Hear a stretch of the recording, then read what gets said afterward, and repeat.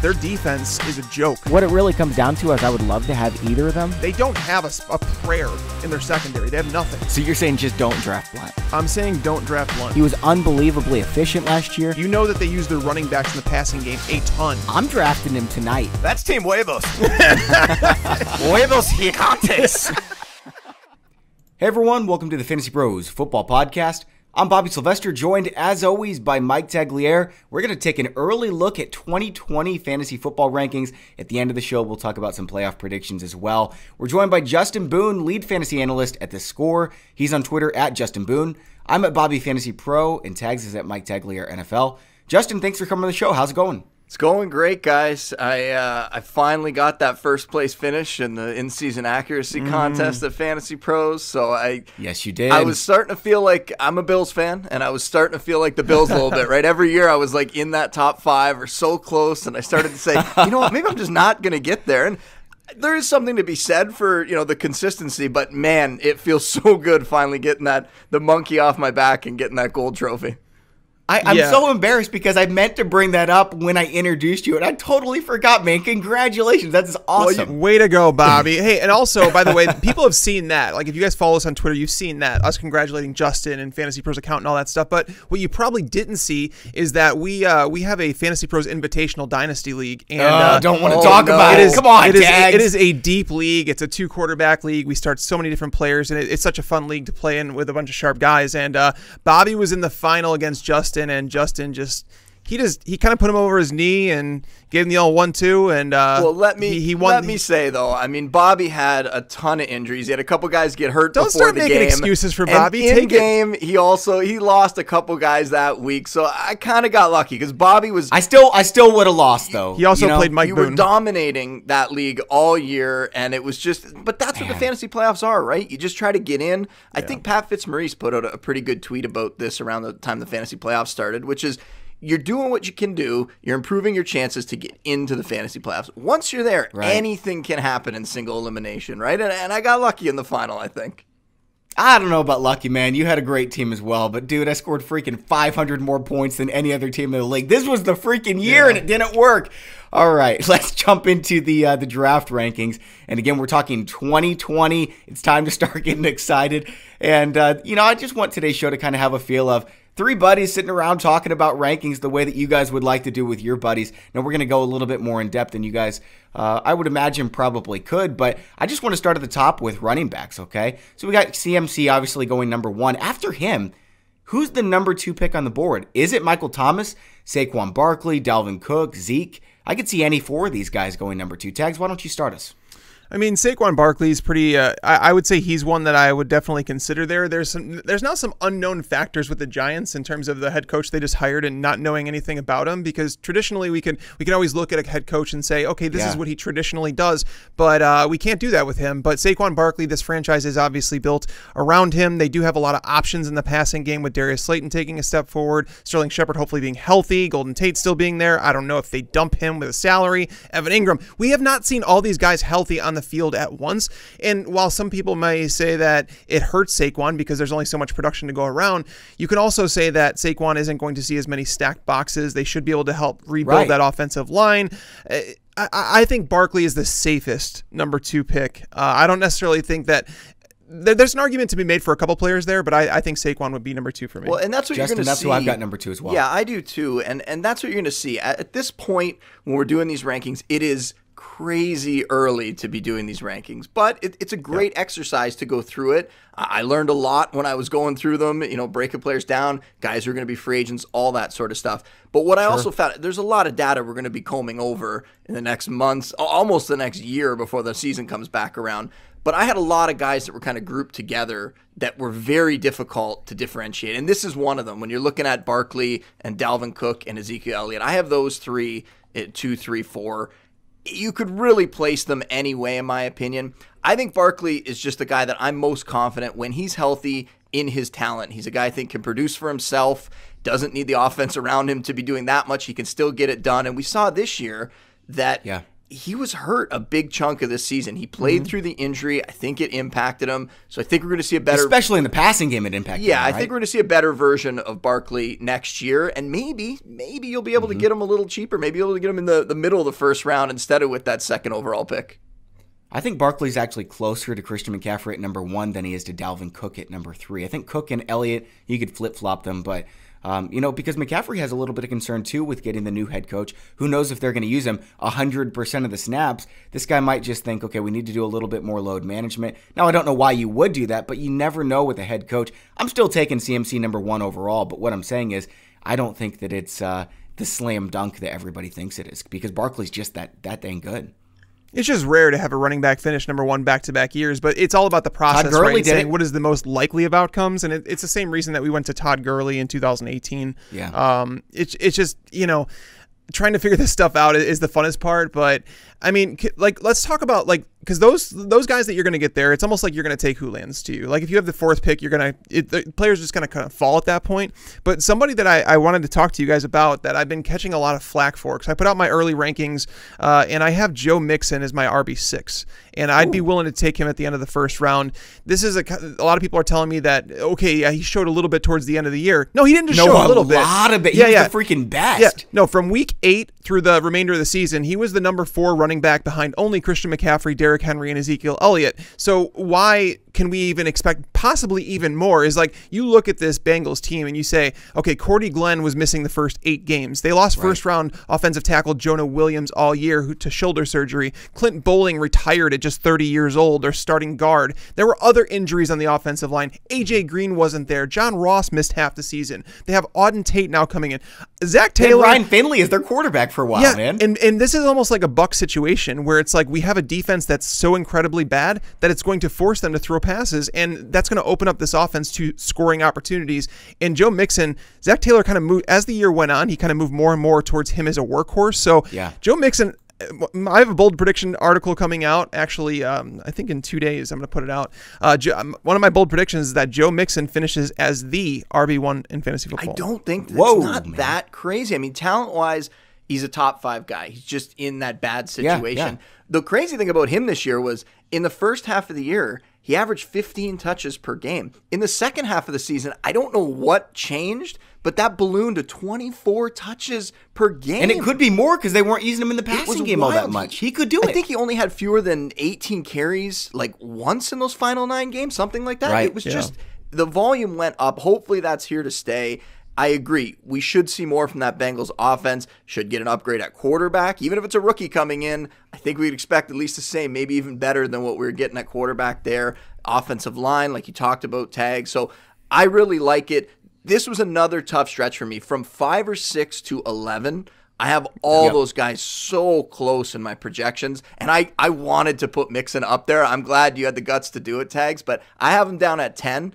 But I think all those guys are very, very close in that range. Yeah, I've got him at 10. I've got Jacobs at 11. I just can't see putting him over Aaron Jones, who was the number 2 fantasy running back this year. By the way, Tags, you called that in the preseason. Congratulations on that one. Alvin Kamara, Nick Chubb with Kareem Hunt likely leaving in free agency. Derrick Henry, Leonard Fournette. There's just... you're right. There's those 11 guys, and then after that, it's a pretty sizable drop-off. Yeah, Justin, where are you at on Derrick Henry? Obviously, he finished the year strong. I think people are forgetting about what happened over the first half of the season because he was not someone that you really cared to have on your roster. A lot of people were trading him away, but he obviously picks it up as the year goes on. This has been a tradition with him, but we don't know where he's going to be next year. His contract is up. He's an unrestricted free agent.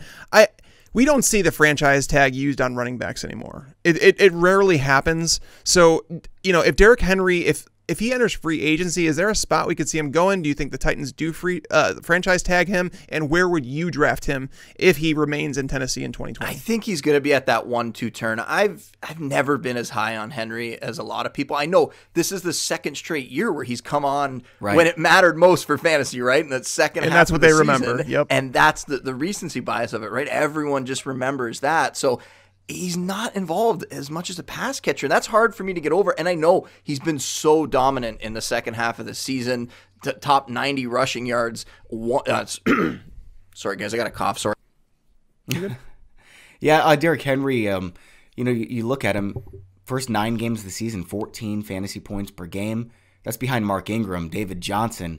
It's just ahead of Tevin Coleman. He was the number 14 running back in football. And yeah, at the end of the season, they did use him in that way. But, Ryan Tannehill was throwing like 20 passes per game. Do we really expect that to continue next season? I mean, I would have to think they're going to continue to build that defense, because that defense does need some pieces. Like I personally believe they've screwed up a couple draft picks here and there and players that I wasn't as high on. It's not to say that they can't work, but Derrick Henry needs a positive game script, because if this team, let's say if Ryan Tannehill regresses, if they sign him to an extension or actually a new contract, because he's actually going to be an unrestricted free agent as well. I expect them to get something done with Ryan Tannehill, but if he regresses, this offense isn't going to move as well. It won't be as efficient. And if the defense were to, not be, if they weren't in a winning situation as much as they've been over the second half of the season, you have to wonder where Derrick Henry fits in, because he is a guy that's going to see a max of 2 or 3 targets per game. I know they said coming into this year, we're going to use him more in the passing game. And they started, when the year started, it was 2 or 3 targets per game, and it was okay, this is fine. But then he had a few drops, and there were a few things in there that they were just no. And then they just went away from altogether. And then it's in the playoffs, it comes, they get him 1 screen pass. I don't care if he drops balls. He should be used in the screen game. You need to get him in the open field and let him run. So, I mean, I don't know. It's really tough, because when you're drafting a running back at this point, you want him to be game script proof. You want to be able to put him in your lineup every single week and expect, if not RB1 production, at least close to that. And Derrick Henry, he just wasn't that running back over the first half of the season. All right, guys, sure. I'm back. I got to hammer that cough button today a little bit. I got the cold tags and I were talking about before the podcast. I managed to hold it off at the end of the fantasy regular season there. And I got past it, and now it's come on in the new year, which is fine. We'd rather it come on at this point in the year than during the fantasy season. But yeah, with Henry, Tags talked about it. In the first half of the season, he topped 90 rushing yards in just 1 game, right? You can't have a lot of confidence in a guy that's not being used in the passing game, that doesn't really show up in the first half of the season. So I still view him as a low-end RB1. There's going to be people out there that I think are probably going to have him in their top 5, which I think is crazy. Yep. But I think what we can agree on is I would be shocked if he leaves Tennessee. That is their offense. Yeah, oh, yeah. There's just no way that they can let him leave, whatever they have to do, whether it is the franchise tag, like Tags mentioned. Man, he was so great last week. That was so much fun watching him against the Patriots. Guys, we need to talk about Austin Ekeler. He finishes the RB4 this year, and he wasn't even the starter for half the season. Melvin Gordon, obviously a free agent. I don't think he's coming back to Los Angeles. So Austin Ekeler, starting running back for the Los Angeles Chargers. Is he a top 12 fantasy running back? Yeah. I mean, if we know... So. I can't say for sure that he's not going to be on the team next year, that Melvin Gordon's not, but I've been going through stats now that I'm able to. Did you guys know Austin Ekeler had 993 receiving yards this year? That was the 4th most all-time for running backs. Man. It's wild. Man, that is really impressive. I thought it was even more shocking that after Gordon came back, when you're talking about the final 8 games of the season, the second half of the year, Ekeler was still the RB10 in half PPR. Gordon was good. After that first little stretch when he came back, the holdout was silly, obviously. He came back, had a couple awful games, needed to get back in game shape there. And then he played really well, too. In the second half of the season, he was the RB7 in half PPR. So they both were producing. Yeah, right. I'm a little bit concerned that with Ekeler that they're going to have somebody else in there with him, but even when it was Gordon, he was able to produce. Jackson, so whether it's baby. Justin Jackson, I think it might be more likely that they go out and draft somebody. Oh, that sort of thing. But breaking my heart. I kind of think that would happen if they let Gordon go, which I also expect is going to happen there. But I have Ekeler at RB15, but part of that is because we're trying to factor in just the uncertainty around the situation, right? I don't want to move him up into that low-end RB1 range yet. But if Gordon goes, if they don't draft anyone else, then yeah, for sure he's going to be in that top 12 for me. But right now I see him more as that high-end RB2. Now, real quick though, guys, let's. I like that you brought him up, Bobby. So here's the question. Let's pretend that Phillip Rivers is not back with the team. That changes things, right? We saw what happened with James Conner in the run game in Pittsburgh when Ben Roethlisberger went out. And the competent quarterback play, it's something that I think I learned from this year, is that don't take it for granted and what it can mean. He can be bad, but he's still competent, yeah. I don't know who the quarterback would be for the Chargers. Are they going to roll with Tyrod Taylor? I mean, it's crazy to think that Phillip Rivers wouldn't be under the center for the Chargers. But if he's not, and let's pretend it is Tyrod Taylor or it's a rookie. Maybe Tom Brady. We have to. Oh, that's possible, I guess. It has been thrown out, yeah. But would you feel as good about Ekeler if they were rolling with a quarterback that, let's say, that a non-proven quarterback, somebody that you don't necessarily feel great Maybe about? Not as good, but I don't know that Phillip Rivers was playing that great this season. Like, he wasn't. I don't That's know correct, that the drop-off. There was a lot of times where he was hurting that offense. Now, the question is, Phillip Rivers was checking down a whole heck of a lot, so is that going to affect Ekeler's receiving numbers there? But I wouldn't be surprised at all if that's a team that moves up in the draft and tries to get one of the quarterbacks near the top this year, because they kind of have to. Yep, I think so as well. Ekeler's in that tier. I think it's a pretty clear tier. Tell me if you guys think I'm missing anyone or someone doesn't belong. Miles Sanders, Ekeler, Kenyon Drake, Chris Carson, Todd Gurley, Melvin Gordon, maybe Le'Veon Bell. What do you guys think? I think Gurley belongs ahead of those guys. Okay. I have Gurley at 11 right now.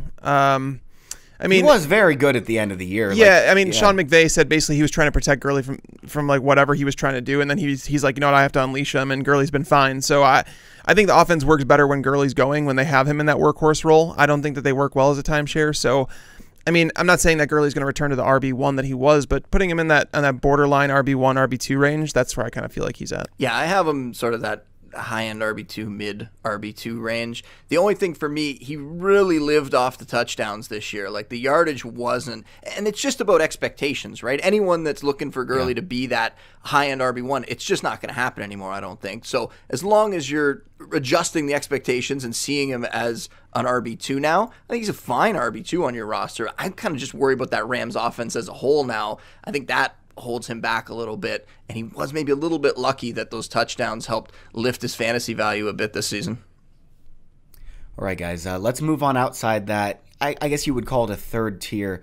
Is there one running back, or maybe two, that you're especially excited about? There's one that I've got right here at 19, at the very top of that fourth tier, that I absolutely love next year.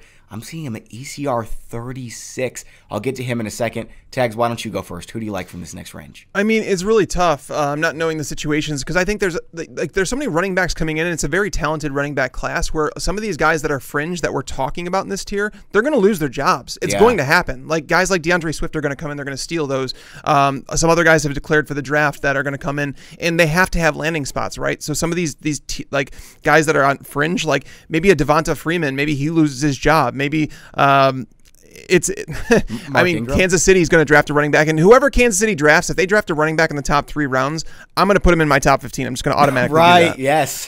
So that's going to be a thing. So there's so many variables, but I want to talk about guys that I'm really unsure about how to rank. Like, I don't know how to rank Miles Sanders. I'm going to be fully honest about that. I don't know how to rank Raheem Mostert, because we have small sample sizes of these guys doing well. Mostert's my guy, by the way. Mostert's the guy I was going to talk about. Like, if he's the full-time starter in San Francisco, he's a top 10 back, man. Right. I believe in these running backs. I absolutely believe in their ability. What I don't believe in is their coaches sticking with them if times get hard. And it's like, do you want to invest a draft pick on someone that could lose that starting job just because he fumbles or he has a bad game and someone else steps up and plays well?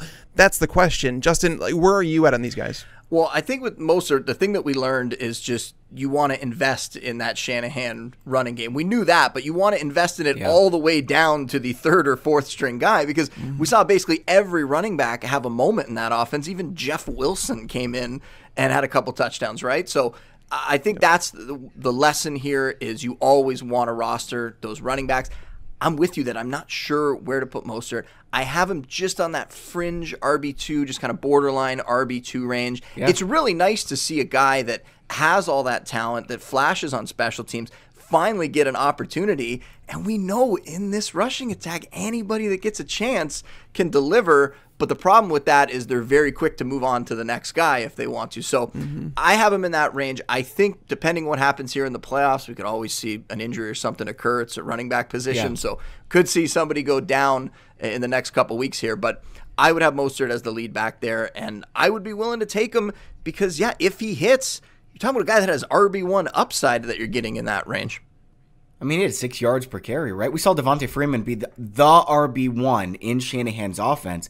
And Mostert's, I think he's just as good. You watch him play, he's a really dang good football player. No, he wasn't getting all the touches at the end of the season, but he was pretty awesome.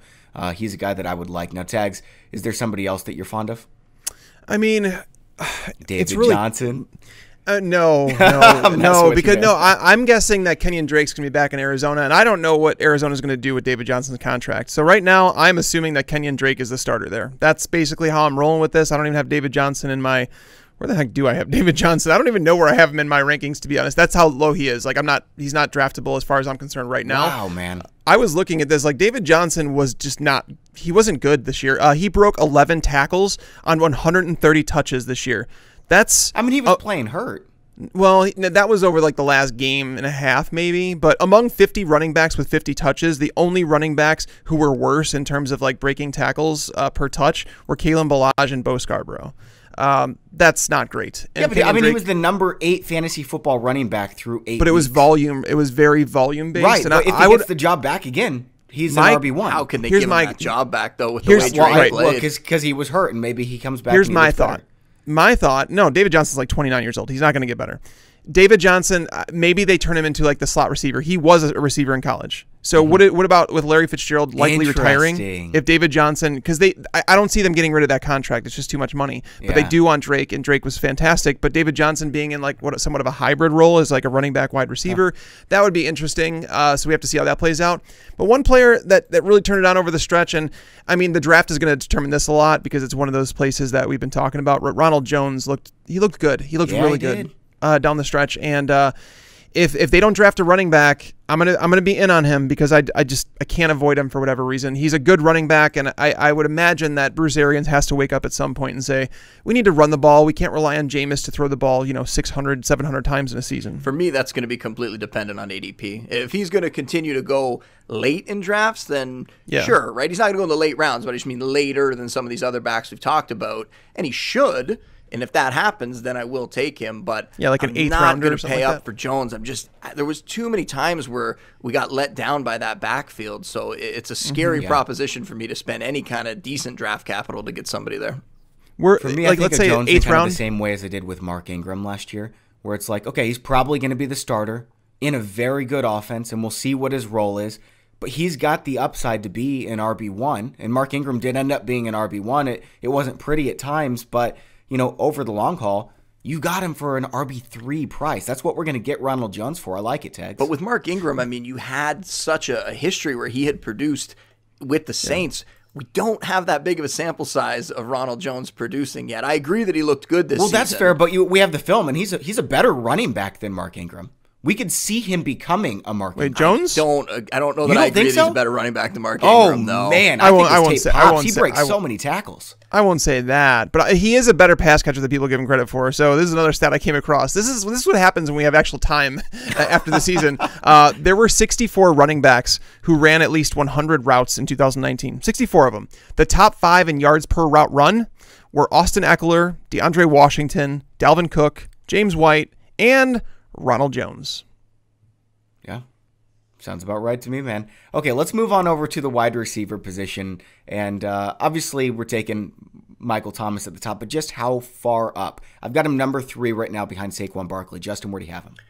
I have Michael Thomas at 5. I have him just a little bit lower. I know he's such a sure thing that you want to move him a little higher. And in PPR, I would move him up there. But if we're talking about half PPR, I have him just a couple spots lower because I want to get one of those top running backs now. And it's funny because my strategy for years was I was going wide receiver heavy early, and that's kind of switched. I want to make sure that in those first 2 rounds, I'm getting a running back that I'm very confident in. And if I have to wait on my second running back... It's so much different now because you've got 10 teams who use like 3 running backs. Yeah, if I have to wait on my second running back, I'm willing to do that. But receiver, and we're going to talk about it right now, it's very deep. We saw all these youngsters come on this year and have breakout seasons and really emerge as big-time stars. So there's a lot of players you're going to be able to get at that position in the 2nd, 3rd, 4th, 5th, maybe even later. And we saw that last year in the draft as well. And hopefully people were able to hit on some of those guys because they probably led them to fantasy titles if they did. Tags, you were talking about how, you're building your wide receiver rankings and you're like, wait a second, I've got Sammy Watkins at number 49. Like, that seems way too low, but then it's like, well, who am I going to move him over? There's just so many wide receivers. Well, even like guys like Marvin Jones at 44, I felt like that was like way too low for him. And I'm like, but no, but I'm not going to put him over some of these other guys. Like I have Mike Williams at 41, the guy that just had a 1,000-yard season. I mean, it's kind of ridiculous. There were over 30 wide receivers that had 100 plus targets this year. And I mean, Michael Thomas, I'm not taking him at 3. I'm gonna explain this real quick. The reason why Michael Thomas at 3 makes little sense to do is because if you grab him at 3, you're relying on a running back, a workhorse running back, to fall back to you at the end of the second round, which is very, very unlikely. You're probably going to be looking at someone like a Todd Gurley. I mean, I think best case scenario, maybe Josh Jacobs falls to you at the end of the second, but a lot of people are high on him. And I don't think you want to rely on that player for your RB1 if you don't. So basically for me, Michael Thomas is right around that 5th, 6th pick. Maybe he's not going to fall to 7, but 5th or 6th, because then you're at least in the middle of the second round where you might have a shot at someone like Aaron Jones or Joe Mixon. But those guys are not going to fall to the end of the second. So that's basically where I'm at. And the reason, it has nothing to do with Michael Thomas. I think that there's wide receivers you can get that are better. So if you grab, let's say you take Ezekiel Elliott over Michael Thomas in that 5 spot, let's say that's where he goes. And then you get back in the second round and you're staring at maybe Tyreek Hill. He's there. I would rather take Ezekiel Elliott and Tyreek Hill over Michael Thomas and maybe someone like a Todd Gurley or Josh Jacobs. I think that makes a lot of sense. And, after Michael Thomas, there's a group of 6 wide receivers that I'd love to have. Adams, Hopkins, Julio, Tyreek Hill, Chris Godwin, Mike Evans. But the thing is, there's not a single one of those guys I would take over my number 11 running back, Josh Jacobs. Would you guys agree with that? Like, do we need to go out and get that running back even over the number 2 wide receiver, Justin? I think because like we're talking about with these 2 rounds, a lot's going to change obviously for ADP before the season comes back. But I think in that range, I would still go with those receivers that are more sure things at the top, because I think in that second round, you're going to be able to get one of those guys you mentioned, whether it's Fournette or Henry or Jacobs, or you're going to be able to get another running back. So I actually like going wide receiver maybe near the end of that first round. Those guys that you mentioned, like Julio Jones and Tyreek Hill, I wouldn't leave them on the board much longer than that. All right, guys, let's keep moving on to this third tier, because I think Michael Thomas is in a tier of his own. I'm looking at Odell Beckham here, some big question marks. Allen Robinson flashes at times as one of the best wide receivers in football, but he's tied to Mitch Trubisky. How do you feel about these 2 wide receivers, Tags? I am going to be back in on Beckham. I'm not going to let 1 year dictate how I feel about him as a receiver. I know how talented he is. Would you draft him over Devontae Parker, DJ Moore?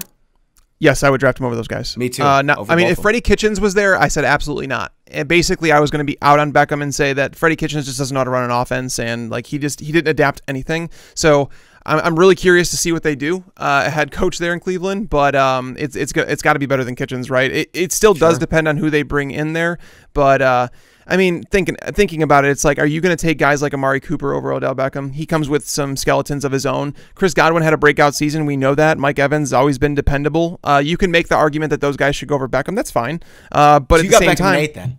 What's that? So you have Beckham at 8 then. I have Beckham at 6. Woo. Oh, dang. Wow. Yeah. His ECR is 11, dude. You are crazy. I'm willing to bet on a guy that has elite talent that's proven it year over year, and it's like 1 year off. And we saw, by the way, if we go back, Mayfield was quite good at the end of the year. If we go back to 2018 and bring up Jarvis Landry, he was one of the least efficient wide receivers in all of football. He was terrible, and it was his first year with Baker Mayfield. So maybe there was something with developing chemistry, whereas Odell Beckham didn't have it. And now you've seen Landry kind of skyrocket this year in terms of his efficiency. He was off the charts. So Beckham in a year 2, maybe, I don't know if this hernia thing was, if there was any legitimacy to it, whatever. I don't really care. What I do know is that Freddie Kitchens is terrible and that Baker Mayfield's not. And Baker Mayfield and Odell Beckham are going to be 2 of my biggest bounce back candidates. And granted, you don't have to spend, a high second round pick to get Beckham now, and that's awesome. But to get someone like of his talent caliber at the end of the second, beginning of the third is kind of ridiculous. I like it too. Yeah, I will absolutely take 2 running backs and then take Beckham as my wide receiver. I do like a bounce I'm sure we're back. going to have a lot of Beckham next year, but man, Tags, that's pretty high. By the way, Baker Mayfield had more fantasy points in the second half than Kyler Murray, Russell Wilson, Patrick Mahomes, Aaron Rodgers. He got it together. He did. I think he was like QB 8 over the second half of the season, something like that. It was like shockingly high. For Beckham, for me though, like I do a column where I do a bounce back candidates one. I also do a risky picks column, and he is definitely going to be in that column next year because I think, especially if you're talking about taking him in the second round, there is so much risk there. And I don't want to just have recency bias. Like you said, Tags, it's one season, but I'm just a little bit worried. Not that he's going to completely fall off the cliff, but I don't know that I feel as strongly about him as I feel about a guy like DJ Moore or even Amari Cooper. I know the home road splits are weird, but he was another guy that was hurt this season down the stretch, but he still had a pretty good year, far better than Beckham. And I think when you're talking about Jarvis Landry, I think the biggest thing that helped Landry was that Beckham was there. And I think he's better suited as a second receiver, as playing second fiddle in an offense, as opposed to being the main guy, which he didn't really thrive when he got put in that role. And then when Beckham was there to take some of the attention away, all of a sudden we see Landry kind of pop back up. I think DJ Moore is a guy that we should be talking way more about, though. I don't know how people aren't more excited about him. Like, to have the season that he had with Kyle Allen at quarterback, 87 catches, over 1,100 yards. The biggest thing for him was that he only scored 4 touchdowns, but I kind of consider that a good thing because for fantasy points, people are going to look at it and say, oh, maybe we didn't have as good of a year, but we know how volatile touchdowns can be. I think he's going to come back. He's going to have a big season. We don't know what they're going to do at quarterback. We didn't talk much about Cam Newton, but in that offense, you have Matt Rule coming in. It is very exciting to own DJ Moore, in my opinion. So, and if you get a healthy Cam Newton, which I can't imagine that they're going to get rid of Cam Newton. I don't know who else they're going to pivot to if they got rid of Cam. So if you have a healthy Cam coming back, and I mean, before the injuries, late last season, he had the shoulder issue. Obviously this year, the foot problems. But let's remember, last year, before the shoulder issue, Cam Newton was the QB3 in fantasy, right? He was. So he can still get it done. They have great weapons there. DJ Moore, to me, more than any of these young guys, stepped up and proved himself. I see him as a wide receiver 1. I think he's locked in, and I'm very excited to own him anywhere I can next year. I love DJ Moore. I don't know how you can't, but I like A.J. Brown better, guys. I think he's a better wide receiver. Then who? Than DJ Moore. A.J. Brown over DJ Moore. Yeah, I mean, they're different types of receivers for sure, but I think Brown has more of like the prototypical number 1 wide receiver traits that can be like an alpha, where DJ Moore, he's a possession style receiver. DJ Moore's comp for me coming out of college was like a Julian Edelman type player. And I still feel pretty confident about that. The coaching change does shake up things a little bit, not knowing. I don't think Cam Newton's very good. And I'm going to be clear about that. That's why I have DJ Moore and Allen Robinson right next to each other. I worry about their quarterback situations, and that's why I have them behind guys like Amari Cooper, like Odell Beckham, Godwin, Mike Evans. They're right in that next tier with guys like Juju Smith-Schuster, where these guys are uber talented. Like, they're fantastic, right? But you have concerns about their quarterback situations. And can we guarantee that DJ Moore is going to see 140 targets next year like we can with Allen Robinson if he's healthy? I don't know if we can. Should he? Yes, absolutely, he should. But it's like, that's the tier of wide receivers that I'd prefer not to have as my wide receiver 1. Ideally, they're your number 2, but if you're going to go running back heavy and take 2 running backs, you could fall back on them as your wide receiver 1 and feel good about it. I want to go back to Odell Beckham just really quick, okay? So DeAndre Hopkins in 2015, wide receiver 6. 2016, played a full season, wide receiver 38. What did he do the next year, guys? Wide receiver 1. That can happen with Beckham. Yeah, Beckham was number 34 this year, and he didn't even play the full season. Yeah, no, people. Well, he did. He was hurt though.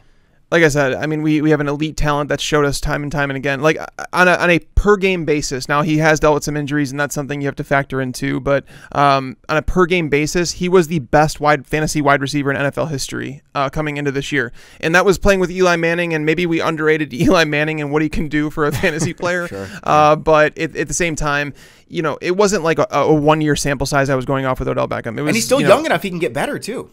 That's where I'm at, and Baker Mayfield's going to get better as he goes on. A new offense is going to help. These guys are going to get their swag back, essentially. They lost it this year, and it's going to come back. And like I said, if you want to draft guys like Chris Godwin, Mike Evans over him, that's fine. I'm not going to sit here and tell you that's wrong, but to say that Beckham isn't even in the discussion with those guys, I think is wrong. Guys, I have a handful of wide receivers that are just giving me the biggest headache ever. I just lumped them all together because I don't know what to do with any of them. You guys tell me. AJ Green, Courtland Sutton, Terry McLaurin, DJ Chark, Cooper Kupp. What do we do with these 5? Well, Justin, why don't you take your stab at a couple first? That is a big list there. I think Courtland Sutton, I have him as a low-end wide receiver 1. I have him not far behind. I have 2 spots behind Beckham. I mean, he's another guy that when you look at what DJ Moore did, I mean, Sutton had a similar situation where he put up big numbers. He had almost as good of a season, 72 grabs, also over 1,100 yards. He had 6 touchdowns, and he was catching passes from Joe Flacco and Brandon Allen and a pretty green Drew Lock. Right now, Lock probably going to be a little more prepared next year. I don't love the overall offensive situation, but Sutton was just an absolute force. He only really had one bad game all season. It was against Trey White of the Bills, and I don't think we're going to fault him for that at all. So all these guys, like I said, all these young guys that were coming on, whether it be DJ Moore or Courtland Sutton or AJ Brown, who we probably didn't talk enough about a second ago. I mean, all those guys, for me, are in that low-end wide receiver 1, high-end wide receiver 2, and they all prove themselves that there could be dominant players moving forward. Tags, why don't you take your stab at AJ Green? AJ Green. I know you want to. I love AJ Green, and I have him at 17. I have him actually sandwiched right in between Courtland Sutton and AJ Brown. So he's right in that tier with those guys. He's always been a wide receiver 1 when he's healthy, right? Yeah, always. And he is getting older, so I can't discount that, and I also can't discount the fact that he's probably not going to see 150, 160 targets again because, Tyler Boyd does demand targets. John Ross established himself in the Zach Taylor offense. Is he even going to be in Cincinnati? Maybe he's with Green Bay. Who's that? AJ Green. Oh, they're franchise tagging him. He's coming back. I don't see a situation where AJ Green. Now, obviously, if he goes somewhere else, there's other factors to go into it, like playing with a quarterback for the first time and not having any chemistry. There's things that can play into it, but I expect him to be back in Cincinnati. It just seems like they're dead set on that. Otherwise, they would have traded him at the trade deadline. But Courtland Sutton, I do like him. He's like a high floor option. I worry about his ceiling in terms of what he can bring. That Vic Fangio team, it's a very old school team where I just don't know if they're ever going to get to a point where they're throwing the ball 600 times. And that's going to limit the potential for someone like Courtland Sutton. And I also don't know if Drew Lock or Joe Flacco, whoever the quarterback is going to throw for more than like 22 touchdowns, which obviously, like, you factor in all this stuff. Courtland Sutton that guy can lead the NFL in touchdowns. Absolutely can. But I have him at wide receiver 16, so I feel like he's someone that if you have him as your wide receiver 2, you should feel really good about it. Yeah. But Terry McLaurin is someone I'm a little bit more worried about, just with Dwayne Haskins not knowing what you're getting there. What about he's guys so good, man. He is so good. Oh, he is fantastic. But you have to take into consideration, look at Juju Smith-Schuster this year. How do you guys feel about him? Like, now that if Ben Roethlisberger comes back, I have him at wide receiver 12. Like, I have to feel like... Oh, what? Yeah, that's I don't know why people are falling off so much. Like, quarterbacks matter so much. And Deontay Johnson showed that he's a player. So it's not like, Juju, we stopped Juju and we stopped their entire passing attack. Juju's going to play the slot a lot. And that's really tough to avoid him. I would take Juju Smith-Schuster. If Ben Roethlisberger is back and healthy, I would take Juju over someone like Kenny Golladay. And I think I think you're crazy now. I think you're crazy moving forward here. Like, because we have the whole offseason, I agree. There's a lot of these guys like Juju Smith-Schuster. I have him a little lower. I have him as sort of that fringe wide receiver 2 range. But he has that kind of upside. AJ Green, it is possible AJ Green comes back and is a wide receiver 1 in fantasy. Like, that's within his range of outcomes for sure. But right now, I'm kind of holding off and kind of hedging a little bit, having him in that wide receiver 3 range, which is way, way lower than you have him tagged. So I think there's going to be a lot of movement, and it just shows how much people have to pay attention to the news throughout the offseason, have to pay attention to free agency, the draft. It's this time of year when you can get such an advantage on your league mates as opposed to just waiting until August. And the people who are listening right now know that because they're listening and it's January. But if you wait until August and try to catch up on this stuff, you're just so far behind. Whereas if you follow the news and you follow all the moves throughout free agency and the draft and everything, you're getting that news right away. I love, though, Bobby, that you brought up DJ Shark in that group because I was going to ask you guys about DJ Shark because he was one that I had no idea how to rank him. I mean, we don't even know who's starting in Jacksonville next year. He goes over 1,000 yards. He has 8 touchdowns. It looks incredibly impressive in the first half of the season. In the second half of the year, I think he was dealing with the injuries, right? Because he only hit 75 yards like once down the stretch. But you could make an argument he's another guy where you could argue he should be a high-end wide receiver too, and I have him more in the low-end wide receiver 2 range. He really made such a leap in that second season. It was impressive, but what can we expect from this Jaguars offense? It's just such a question mark. So what do you guys think? I want to know because I'm not really sure what to do with him myself.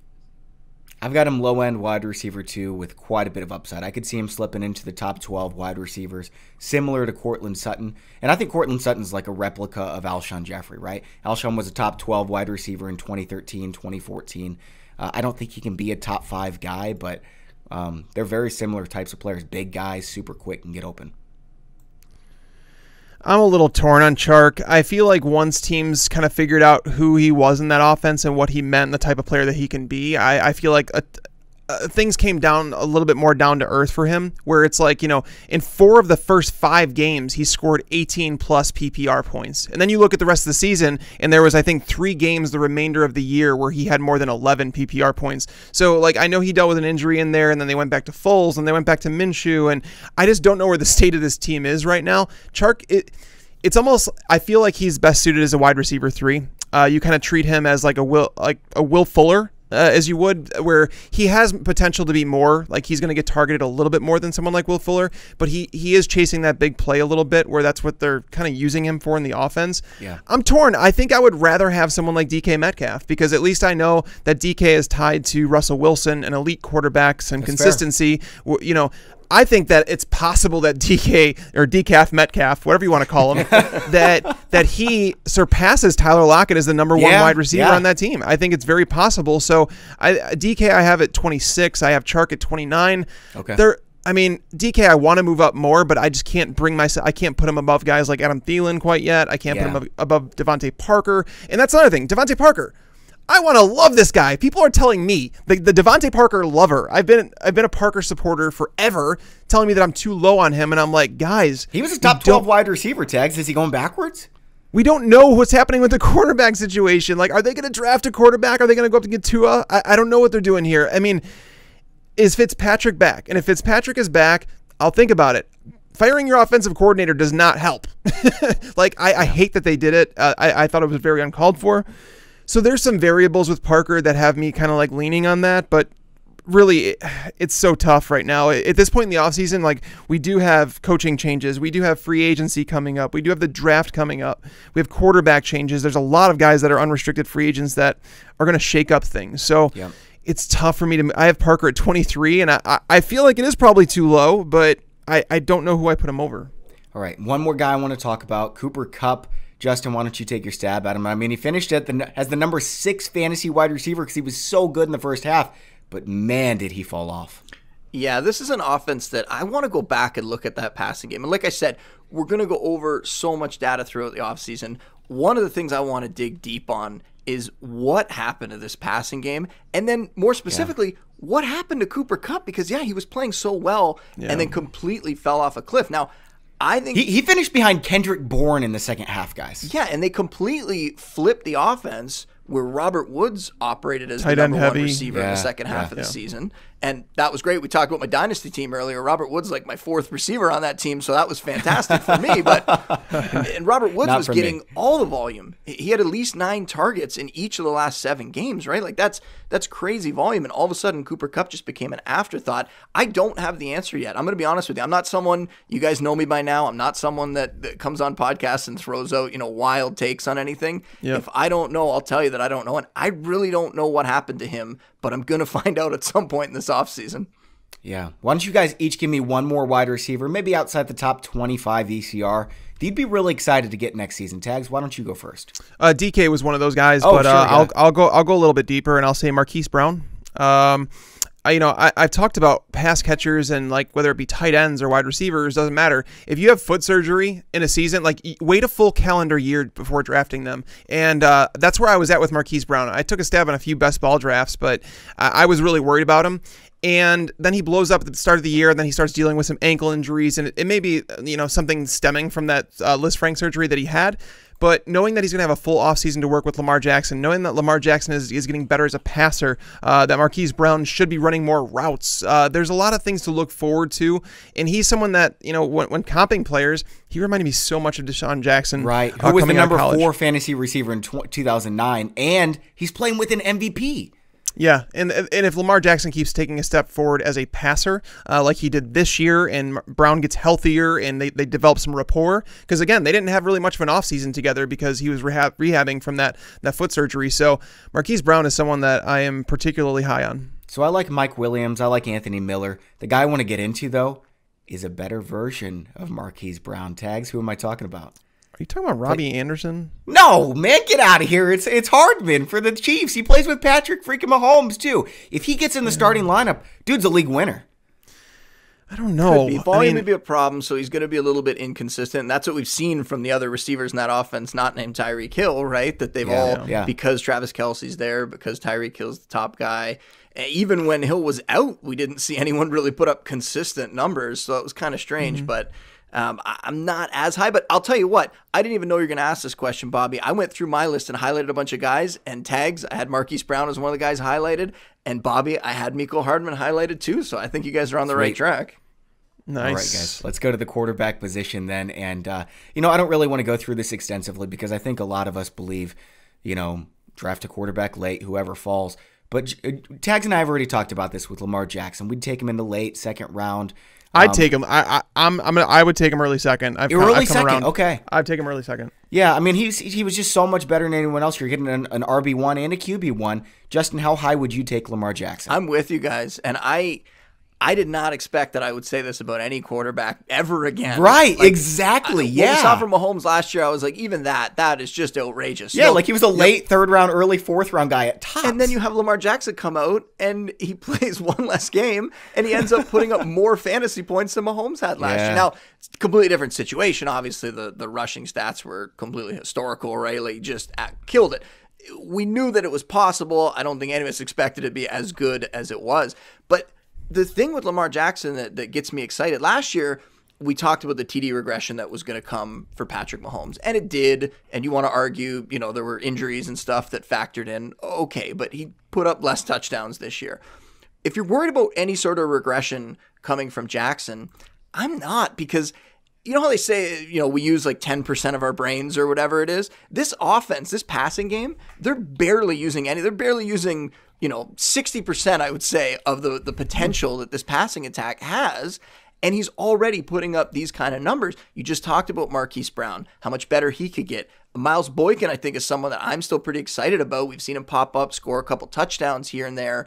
But the passing attack could get so much better next season as teams, maybe even down the playoff stretch here. He only threw the ball 401 times, Justin. Exactly. And as teams try to come up with ways to stop that rushing attack, to stop him specifically running the ball, they're going to be able to throw even more, and I think he's going to have more success there as well. So it's just such an exciting player to own. Injury is always going to be a worry for any running quarterback, and I know he seems to avoid big hits. Like, somebody like Robert Griffin took a lot of hits back in his day.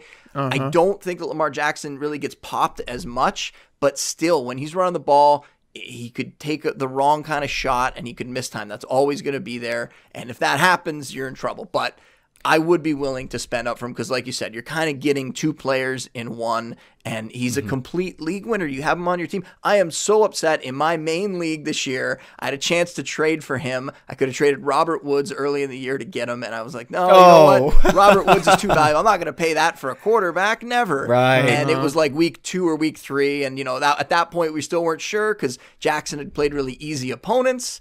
Well, guess what? It really made the difference come playoff time because the guy who beat me in the playoffs, the guy who won the title, he was the guy that traded for Lamar Jackson earlier in the season. Man. So, it's a guy that I think you have to be willing to spend. I think I wouldn't be shocked if a lot of people even go first round. I wouldn't do that, but I think there's a chance I think his ADP will be first round. Now, Tags, we're going to hear this over and over again. He had a 9.0% touchdown rate. Of course, that's going to come crashing down. I'm not going to argue with that. There's no doubt about it. It always happens. But if he loses those passing touchdowns, where are they going to go? They're going to turn into rushing touchdowns for him, right? Yep. I mean, Mark Ingram scored double-digit touchdowns. Like I think he scored, was it 10 or 11 rushing touchdowns? So it's not like Mark Ingram was like snubbed or anything like that. This offense is just, I mean, that's why I've picked the Ravens to win the Super Bowl. This is like before anything started with the Patriots losing, the Saints losing. I did pick Ravens versus Saints in the Super Bowl, so that sucks. But I just don't see any way that you stop this offense right now. And like as you mentioned, Marquise Brown coming back healthy. Miles Boykin is a bigger bodied wide receiver that they're hoping that can develop into a full-time player. Mark Andrews has been banged up all season long, and he's only a second-year tight end. I mean, Hayden Hurst has proven to be a fine number 2 tight end for them. If they involve Justice Hill in the passing game a little bit, he provides more of a spark than Mark Ingram or Gus Edwards does. So, I mean, we're going to see more pass attempts out of Jackson. I don't think he's going to set the record again for rushing, but if you're like legitimately, if you were to tell me that Lamar Jackson plays all 16 games, I would legit bet a lot of money saying that he scores the most fantasy points of any quarterback. So when you remove injury from the equation, he would be worth a middle. Like I would say I would take him as like the number 7 overall player if I knew he was going to be healthy the entire season. So Tags, last year, or I guess this year that we're just now finishing, we were telling people if you're waiting on a quarterback, you take Jameis Winston or Lamar Jackson. Who's that guy for you this year? I'm not waiting that long because I want either Josh Allen or Kyler Murray. Baker. Okay. What about you, Justin? Which direction are you going? If you're going real deep, I would take my shot on Baker. I would take a shot on Cam Newton, like we talked about earlier. Oh, okay. I think I'm pretty excited about what could happen in that offense. He's got some weapons and he can run. A lot of potential, and I like what the staff is doing. I mean, as a Bills fan, seeing a competent coaching staff come in and really change the organization's direction completely, we could be seeing that in Carolina right now, having a new kind of offensive-minded coaching staff come in, and they could do some really interesting things.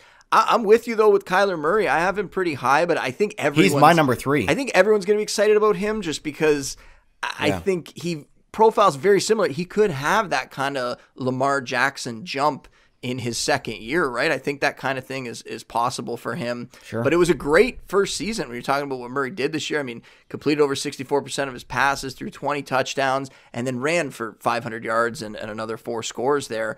And when you look at the supporting cast that he did it with, they're not that impressive at all, right? So we could see some upgrades to that offensive line. We could see some better weapons come in around him. Maybe it could be Andy Isabella. Maybe it could be Hakeem Butler, who I liked a lot last year. Maybe to those guys. Or they could go out and get someone else, whether in free agency or the draft. But I think the smart move for them would be what we saw the Bills do, which was surround Josh Allen with a lot of talent going into his second season, revamping the offensive line, bringing in a legit number 1 weapon there in the passing game. And I hope that they're going to do that in Arizona for Murray, because he could end up as a top 2 or 3 quarterback in fantasy.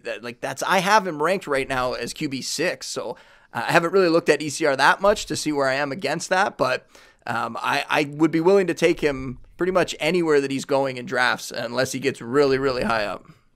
I'm glad you brought up Andy Isabella, because he's my Devontae Parker this year, the guy that I'm going to take at the very end of drafts and hope that he breaks out. I definitely think that he could in that offense. Now, guys, let's go to the tight end position, and we're going to touch on this quickly before we get to our NFL predictions. It's so weird because last year it was like you either draft one of these top 5 tight ends, and one of them was O.J. Howard, another one was Hunter Henry who got hurt, or you're absolutely screwed. This year I'm looking at it.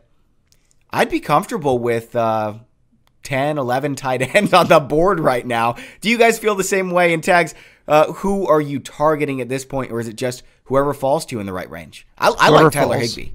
I'm probably not taking a tight end early, and it's probably whoever falls, because, again, if you play in a 12-team league, you can get to the point where it's like you just wait until you see 7 or 8 tight ends off the board and then grab one, so you're not stuck, with someone like TJ Hawkinson and relying on a breakout, or a Jonnu Smith, where these are guys that could potentially break out, but I don't think you want to put them in your lineup every single week.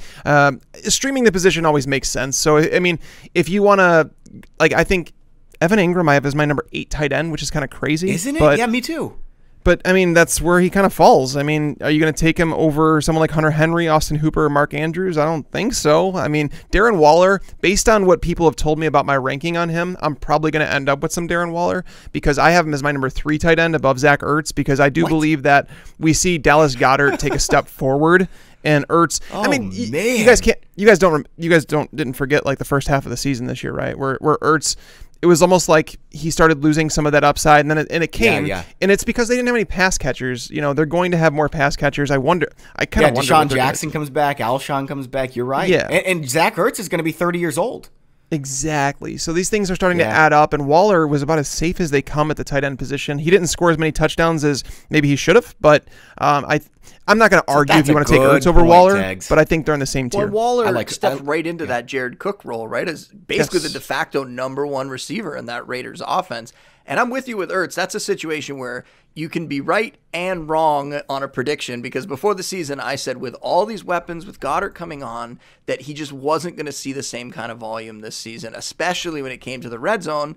And like you said, in the first half of the year, that was true. And then when everybody got hurt, he kind of fell back. I still think that Ertz is going to be a top 5, maybe top 6 tight end. And I do have him above Waller. I have them both very close. I have Mark Andrews actually as the guy that's above Ertz in my rankings right now. But like, imagine if he plays more than 35% of the snaps in a game, right? Yeah, right? Like, exactly. Like, the fact that he only played over 50% of the snaps, we're talking about Mark Andrews, obviously, that he only played over 50% of the snaps in, like, 6 games, I think it was this year. You know, there's such, going back to the Ravens offense, going back to that passing game, there's so much potential still, even with as good as that offense has been. But, yeah, there's that clear top 2, Kittle and Kelsey, whether you're willing to pay for them or not. I'll give an example of a little draft strategy. In my one keeper league that I'm in, there were 2 teams that sold off last year, so they had a ton of early picks. They were clear favorites. They were going to be juggernauts this season. So I was trying to figure out ways that I could get a bit of an advantage or at least make up some ground on them. And quarterback obviously is one of them. You can wait on quarterback forever. But really, I think tight end is almost like that now. You have to hit on the guy. But what I did was I waited until the very last rounds of the draft, and I drafted a couple guys with some upside, and I got lucky. I ended up hitting on Austin Hooper, who turned out, like I said, you have to hit on one of them. But this year, whether it was Waller or Hooper or Andrews, there were so many guys that popped up that now you're going to get a lot of value at tight end this year. So I do think if you're looking, you know, at a position that you can wait on and try to get value elsewhere and then come back to it, tight end is definitely one of those spots.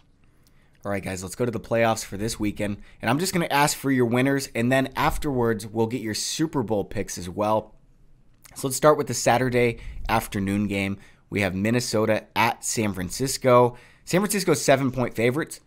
I think Minnesota can win this outright. I'm not saying they're the favorite by any means. I'm just saying with the way that the Minnesota Vikings defense has played over the last 2 months and the way the 49ers defense has played over the last 2 months, the Vikings defense has been substantially better in every single metric. And I think Kirk Cousins is a better quarterback than Jimmy G as well. I think they have a better running game with Dalvin Cook and Alexander Mattison. I think Minnesota could go into San Francisco and knock them off. Bobby, I thought this was the part of the podcast where Tags and I were going to put our feet up because I thought you're the guy who is in the betting accuracy. Didn't you finish right near the top? I think everybody wants to hear your take. It's not done yet. I'm at number 3 right now out of, I don't know, like 150 or something. Last week I did not do so well, though, so I don't know. All right, well, I still like that you're up near the top there. I think it's interesting that I don't remember who put it out on Twitter. I wish I could give them credit, but in the divisional round, road teams are 3-13 in the last 16 games. So for me, I'm leaning a little more chalky this week. Not completely. There's one team that I think could get an upset, but it might be one that's a little obvious as well. But I think San Francisco's rested. Sounds like they're going to get some reinforcements back in this one. I mean, we're going to have to watch practice participation, but Quan Alexander could make it back for this game. Seems like it's trending that way. And the 49ers are just a better coach team here. I have them winning it. I think they're going to take it. Tags, I'm assuming you got the 49ers too? Yeah, the Vikings, it's just too much. They travel to New Orleans. They're going to be playing on only 5 days rest. They have to travel all the way to the West Coast. There's a lot of things factoring in against this. Dalvin Cook's coming off 31 touches. I don't know. I don't know, man. I think traveling to New Orleans is a lot tougher than traveling to San Francisco. No, I'm saying like in terms of like travel time, what they're doing, and then like changing time zones, and like, traveling to the West Coast is never a good thing. I'm taking San Fran here. Okay, so Ryan Tannehill, Lamar Jackson, guys, you know Lamar Jackson's dealing with the flu right now. Does this make you think that maybe Tennessee has a chance? Ryan Tannehill was the number 1 quarterback in football in terms of efficiency from the time he took over, and Derrick Henry, the lead rusher. I don't know, guys. I mean, I think there's a chance here. I think it's not especially high. I'm definitely taking the Ravens, but with the spread at 9-5, I'm smashing the Titans this week. Well, I would like to personally thank the Titans first because as a Bills fan, after watching them lose last week, it was a nice little consolation prize to watch the Patriots go down later that day. But I don't think the Titans have enough magic to make this one happen. I don't know I don't know how sick Lamar Jackson would have to be before I would actually start to get interested in the Titans here. I think the Ravens are going to win this one pretty handily. I would imagine they're going to win by double digits in this game. Oh, you've got them covering the spread then. Okay, Tags. Which I know you're taking the Ravens, but which side of the spread are you taking? You asked me? Yeah. Oh, I would. The spread? Your name's Tags. Well, I didn't hear the Tags part. But anyways, good, I don't. it's really difficult for me to lay double-digit points, essentially, in a playoff game, especially the divisional round. The wild card round, it's like some teams sneak in that shouldn't be there. But coming off that win, it's really difficult for me to give 9.5 points. And honestly, we pick the games and we choose which ones we pick and whatnot. I did not put in a pick for this game because I just don't feel confident either way, because I could see Baltimore winning by double digits, as Justin said, but it's difficult to lay that many points in a playoff game. So if I had to pick, I guess I would side getting 9.5 points in a playoff game, but I don't feel comfortable doing it. All right, let's go Sunday. We got the afternoon game. Deshaun Watson, Patrick Mahomes in Kansas City, 9.5 point favorites. I think this is the easiest one on the slate. In terms of spread and game line, I'm taking the Chiefs over 9.5. Yeah, I mean, the Texans barely got by the Bills, and I know that they spent big this year. They were trying to make it happen, all that draft capital that they gave up. They're still a flawed team, though. And the Chiefs, the defense is just bad. And the Chiefs are getting healthy at the right time now. I mean, we saw Damian Williams, even if you think that they're going to replace him in the offseason, which they definitely probably will, he stabilizes that backfield from what we saw for most of the year when he was hurt there, when you have kind of the group doing it, and they weren't really getting it done as a group. Then you see Williams come back, and he kind of opens up the passing game, especially out of the backfield. He gives them a little something extra, that versatility as a pass catcher. I think it's going to be a shootout, and I'm actually kind of excited for this game because I think they're just going to have to unleash Deshaun Watson and see if he can keep up here. But I know it's the highest projected game of the week. I think it's probably going to live up to that. But I think you're right, Bobby. I have the Chiefs rolling in that one. I disagree with that, actually. I've got the under hard in this game because the Chiefs, a lot of people are not going to like to hear this, especially 49ers fans. Chiefs have the best defense left in the playoffs right now. They are on fire the last 4 weeks. last 2 months. Baltimore's the best. Well, San Francisco, Baltimore, Minnesota. If you put a caveat of the Chiefs at home, maybe it's a good conversation there. I don't know if I would totally agree with the Chiefs being the best defense, but the Chiefs at home tend to play a lot better on defense. I mean, they've given up 6 points, 17, 9, 16, 3, 3, 21.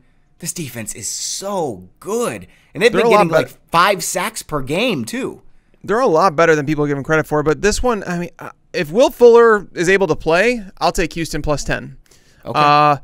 If you go back, I actually went back and rewatched that entire game they played earlier this year. And Deshaun Watson, his final numbers don't look very impressive, but he was very good in that game. And I'm not kidding. DeAndre Hopkins and Will Fuller dropped 4 touchdowns. 4. All 4 passes they dropped were all for touchdowns. Fuller was there was a 28-yard one, a 40-some yard one, and then like a 31-yard touchdown. It was kind of ridiculous. He continually got behind that defense, and Houston coming off, I mean, they may have got the monkey off their back last week, winning that game, riding that high horse.